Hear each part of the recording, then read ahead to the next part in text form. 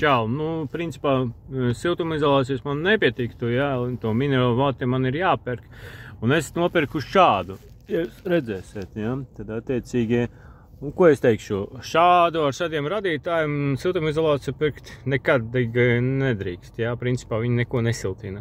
Man tā būs nepieciešama, lai uzliktu to pēdējo kārtu aiz tvaika izolācijas, jo būs tā kantara brišotka, un starp tiem es ielikšu šo to siltumizolācijas minerālu vati ar tiem radītājiem. Tur ir tā, ka lambda ir 0,045, un attiecīgi tas nozīmē to, ka tas, gandrīz, ka neko nesiltina, jā.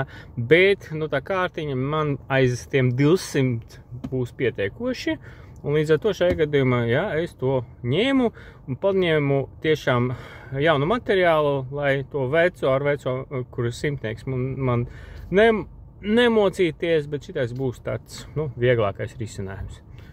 17 eiro, man liekas, vai 18 eiro uz 16 kvadrātiem. Es domāju, ka man tādus divus būs vajadzīgi uz visu to šķūni. Varbūt 3.